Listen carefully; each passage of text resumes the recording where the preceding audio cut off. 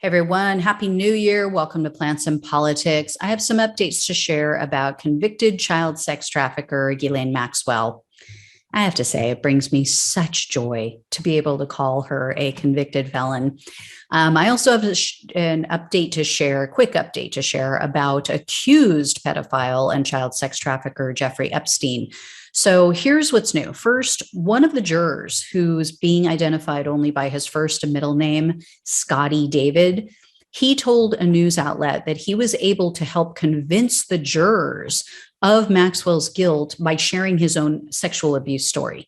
He explained that he told the other jurors how some of the details of his own assault are very sharp and vivid in his memory, and they play almost like a video in his mind, but then other details kind of run together. He can't quite remember certain things because that was an issue for them. They questioned, are these women telling the truth? And then he also told the jurors that although his assault took place when he was young, he didn't tell anyone until he was in high school.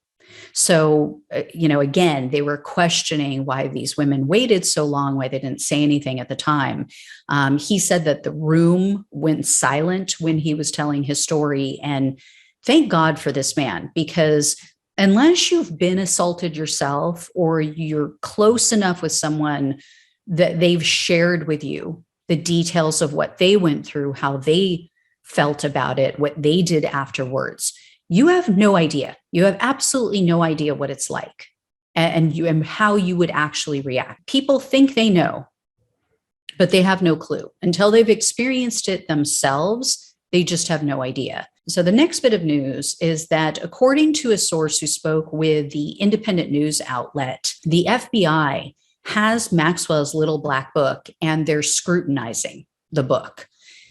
What that means, I don't know, but the source also said that FBI Director Christopher Wray has said that, quote, those who committed a crime with Epstein and Maxwell will not escape justice under his watch. We'll see. And the Mirror news outlet had written that the little black book contained contact information for hundreds of prominent Brits, including former Prime Minister Tony Blair, a former cabinet minister, Lord Peter Mandelson is his name. There's also phone numbers for Richard Branson, Mick Jagger, Naomi Campbell, Princess Diana's brother, Charles, Rupert Murdoch of Fox News, David Blaine, Alec Baldwin, Courtney Love, Woody Allen, and Bill Cosby, among others. The book also had 16 phone numbers alone for Prince Andrew and 18 numbers for his former wife, Sarah Ferguson. Outside of Prince Andrew, though, none of these people have been accused of any wrongdoing related to Epstein or Maxwell. But it's interesting, how well these two known child predators were able to worm their way into elite circles. Now, the next bit of news is about Maxwell potentially flipping on the child predators with whom she associated. Her brother Ian gave an interview. He spoke with Sky News, and he said that she's a scapegoat. That was his exact word. She's a scapegoat for Epstein and that her trial was, quote, flawed. Although he claims that he has empathy for the victims and he totally believes their stories and what they went through, he places the onus 100% on Epstein. He also said that he believes that Maxwell will be, quote, vindicated. She plans on appealing, as I've said, and so he believes that her appeal will be successful. And he said that he believes that, this is going to be successful and she's going to be vindicated because she, quote, was not given a fair trial and she has not had justice. I mean, I guess he missed the part where 4 victims spoke about his creepy sister touching them or luring children into Epstein's lair and how she, was judged by a jury of her peers. Barely any witnesses showed up on her behalf. But yet he told Sky News that he's a, quote, rational man and that he is, quote, very far from deluded. Yeah, I don't think so. Do not think it means what you think it means.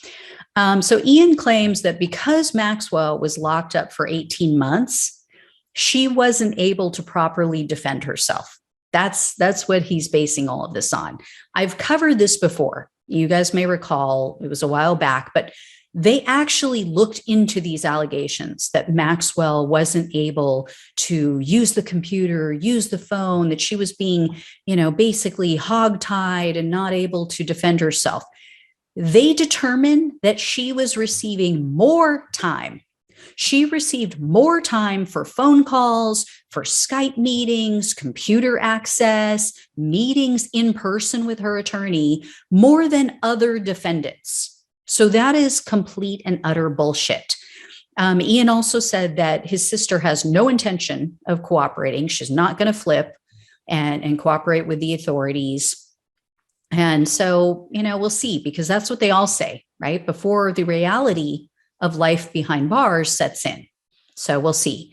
And perhaps when her appeal fails, when she's sentenced to basically die in prison, maybe they'll rethink the strategy. And we have to remember, too, that Maxwell is still facing charges for perjury. So this isn't it for her. She successfully was able to sever a couple of her charges that she was facing, the perjury charges, from the sex trafficking case. So those are still hanging out there. And now Judge Allison Nathan has told the attorneys involved to get together and establish a schedule so that they can deal with those additional charges. So that could add to her already potential 65-year sentence. And Maxwell's family, they can just go visit her. Go visit your totally innocent, completely not creepy scapegoat sister in prison for the next few decades. So another thing that just came to light is the way in which the Vanity Fair article about Epstein's abuse was killed by not just Epstein, but Maxwell as well. Transcripts of a call between Maxwell and Vanity Fair journalist Vicky Ward show that Maxwell had a complete meltdown when Vanity Fair's fact checkers reached out to get a comment. So this was involving the allegations made by Annie and Maria Farmer. Maxwell just went nuts, and she said that the allegations were, quote, outrageous and grotesque. And then she went on and on about how generous Epstein was with these Farmer sisters. She repeatedly also berated Ward. She called her crazy for wanting to publish these allegations. And she basically tried to make her feel guilty, like, oh, you're publishing allegations from people you don't even know. You know me. You don't know them. And, he's been so good to them. I mean, she just laid it on so thick. Now, after hearing the testimony from one of the Farmer sisters, because remember, one of them spoke at Maxwell's trial. She was one of the witnesses. Ward says that she now knows for certain that Maxwell lied to her. And Ward contends that Epstein's allegations were ultimately removed from the story she wrote by her editor. It's a man named Graydon Carter. And what do you know? He received an in-person visit from Jeffrey Epstein.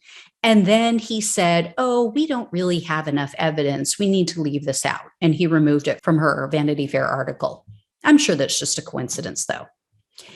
Anyway, on to Epstein. So prosecutors have dropped the charges against the two officers who allegedly fell asleep the night that he committed suicide, quote unquote. And for those listening on the podcast, yes, I did use air quotes. The officers, as you may remember, were accused and admitted to falsifying records. They lied about how often they were checking on the inmates, but they both accepted, apparently, a deferred prosecution agreement earlier this year. So all they had to do was complete some community service hours and exhibit good behavior for a certain period of time. And now they're let off the hook. They should have to meet with every one of Epstein's victims. They should have to look them in the eyes and explain to them why it is that these women aren't going to see justice, why they allowed this to happen, and apologize. That's what I think should have been done. So that's done and over with, but the Department of Justice said that they're going to be releasing a report on Epstein's death sometime this year in 2022. And according to several news outlets, the Bureau of Prisons has written a report, and it details a previous suicide attempt by Epstein. That's what they're saying. They say that Epstein tried to kill himself earlier when he was incarcerated in the late part of July of 2019. And they say that he then met with a psychologist, and he told the psychologist, quote, "I have no interest in killing myself." So the report also supposedly includes a copy of an email that was sent by another inmate, and it was sent to the prison administrators, and it said, quote, "Jeffrey Epstein definitely killed himself. Any conspiracy theories to the contrary are ridiculous. He wanted to kill himself and seized the opportunity when it was available." Yeah, how convenient that they have that email, right? Because, that's what inmates always do. They always write letters to the administrator to argue in favor of a wildly unbelievable story. But anyway, of course, there's conflicting autopsy information. We know that as well. The New York City chief medical examiner ruled Epstein's death a suicide, but his family had their own review performed, and they contend that his injuries were consistent with a homicide. So I can't imagine that we're ever really going to hear the truth, but I'll let you guys know if I hear any more. Anyway, thanks so much for watching and listening. Take care. I'll talk with you soon.